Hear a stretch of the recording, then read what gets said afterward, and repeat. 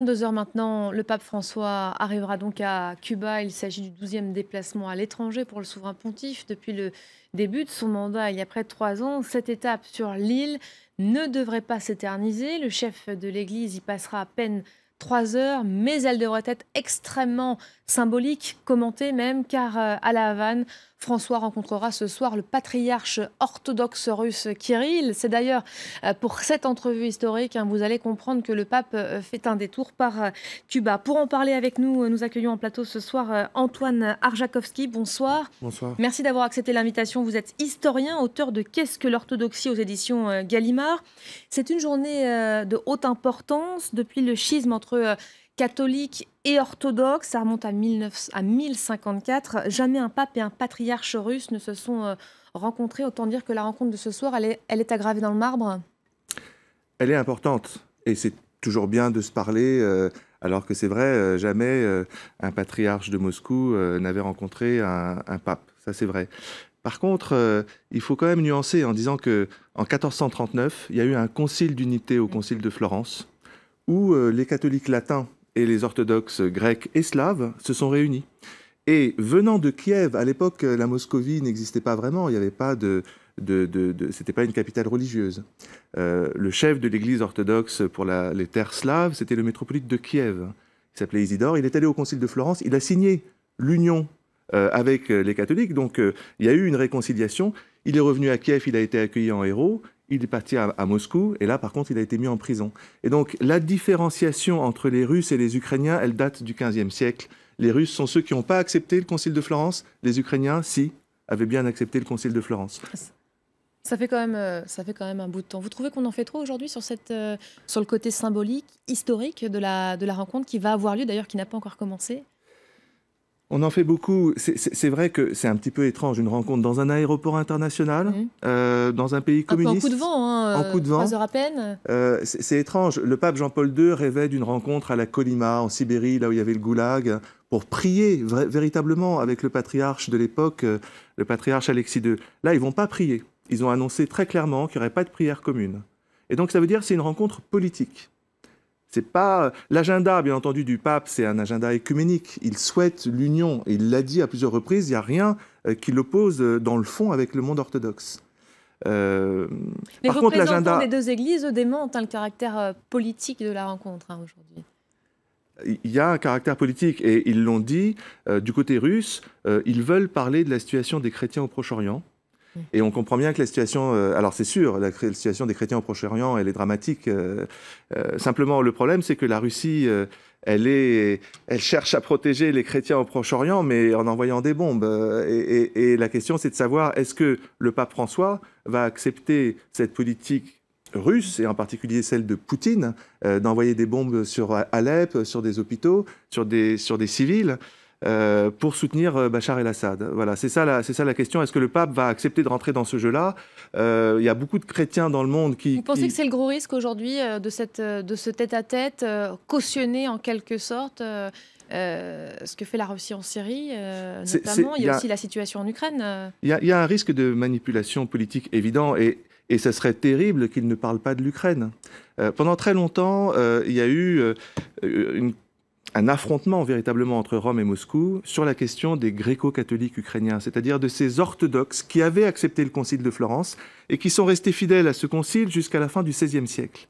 Et puis, Moscou n'avait pas accepté ça, comme je l'ai dit, et du coup, en 1945, Staline a décidé de détruire cette église, avec le soutien de l'église orthodoxe. Ça veut dire une église de 6 millions de fidèles, qui était la force d'opposition la plus importante à l'intérieur des frontières de l'URSS, a été complètement laminée, et jusqu'en 89. Et donc, début des années 90, la grande crainte du patriarcat de Moscou, c'est de leur demander des comptes. Et c'est la raison pour laquelle il y a aujourd'hui la nécessité pour les 2 églises, Rome et Moscou, s'ils veulent se réconcilier sur le fond, de parler des squelettes dans le placard, si j'ose dire, c'est-à-dire vraiment de l'histoire terrible du XXe siècle, où une église entière a été éliminée. Et donc, on ne comprendrait pas du côté ukrainien que le pape et le patriarche ne demandent pas la paix politique et religieuse aujourd'hui en Ukraine. Cette rencontre, elle a été avortée. Ça fait des années qu'on essaye d'assister à un tel, de programmer en tout cas un tel rendez-vous. Les Russes, ça bloquait du côté russe. Pourquoi avoir accepté aujourd'hui? Est-ce qu'il faut y voir le signe d'une influence grandissante de la Russie sur la scène internationale? Bon, disons que ces 20 dernières années, ça a chopé à cause de cette question gréco-catholique ukrainienne, de cette église orthodoxe unie à Rome.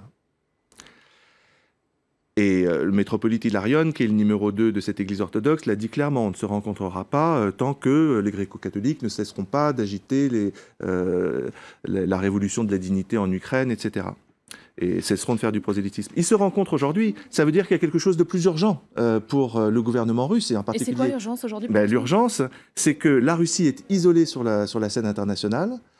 Poutine a demandé à une grande coalition. Les Américains pour la Syrie, les Américains ont répondu non merci. Les Européens ont dit mais pourquoi pas, mais ne sont pas d'accord avec l'idée du président russe de soutenir exclusivement Bachar el-Assad et de bombarder l'opposition à Bachar el-Assad. La coalition internationale, elle veut lutter contre Daesh. Poutine veut soutenir Bachar el-Assad.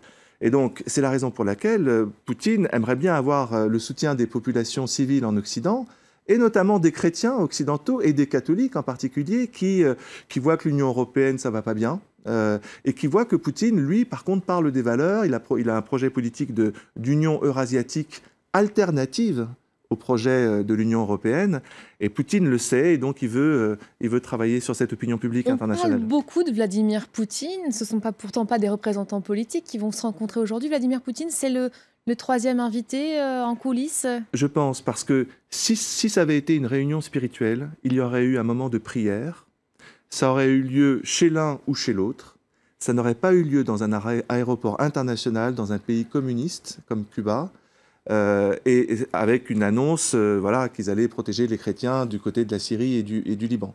Donc il faut encore attendre le texte, bien entendu. J'espère que de ce texte, il y aura quand même des ouvertures pour un dialogue écuménique à proprement parler. Mais tout laisse penser que ça sera un accord proprement sur des questions géopolitiques. Un mot sur le patriarche Kirill. Il a été élu en 2009. À l'époque, il est présenté en Occident comme une personnalité d'envergure, ouverte et moderne. C'est aussi lui qui a appelé, il faut le rappeler, en 2012, le parquet russe à faire preuve d'une grande sévérité contre les Pussy Riot. Aujourd'hui, une personnalité ambiguë, vous diriez cela? Ambigu, c'est quelqu'un d'intelligent, et c'est quelqu'un qui a cru sincèrement dans les années 70, quand il était en charge des relations internationales de l'Église orthodoxe, à la nécessité d'un dialogue avec l'Occident. Le problème, c'est que quand le communisme s'est effondré, et qu'il avait du coup moins besoin des chrétiens d'Occident, il n'a pas fait le geste que tout le monde attendait de lui, qui était de demander pardon pour le fait que l'Église russe s'était compromise avec le pouvoir soviétique. Lui-même a dû travailler avec le KGB. Il a un nom de code qui s'appelle Mikhailov. Il y a des archives qui ont été montrées où on voit très concrètement le travail qu'il a fait avec le KGB. Et pour ça, il n'a pas demandé pardon. Et non seulement il n'a pas demandé pardon, mais il est rentré dans une idéologie du monde russe. Voilà, l'idée, c'est que le monde russe, c'est finalement l'ex-Union soviétique. L'Ukraine fait partie des terres russes. Et donc, Poutine annexe la Crimée. Le patriarche n'a rien dit. Poutine envoie des soldats russes dans le Donbass, le patriarche n'a rien dit. Et il y a même une armée orthodoxe du Donbass, et le patriarche ne la condamne pas. Il faut dire que les liens entre l'Église orthodoxe et l'État russe est évidemment très fort. Oui, parce que c'est quelqu'un qui dit la modernité, ça marche pas, le capitalisme, ça marche pas, l'Europe, ça marche pas. La seule solution pour retrouver une Russie vigoureuse, c'est nécessairement la symphonie byzantine, l'union entre le tsar et le patriarche. Ça, malheureusement, à l'époque de la globalisation, ça ne marche plus. Et il veut se présenter comme un chef global. C'est la première fois qu'un patriarche orthodoxe russe fait une tournée en Amérique latine, alors qu'il y a quelques centaines de fidèles orthodoxes à Cuba. Donc, vous voyez, c'est un décalage entre ce qu'il aimerait apparaître comme un grand leader religieux global, et la réalité qui, malheureusement, n'est pas la même. Merci beaucoup, Antonin Arjavkovski, pour l'éclairage. On suivra évidemment sur notre antenne cette rencontre qui devrait avoir lieu maintenant dans 1h30.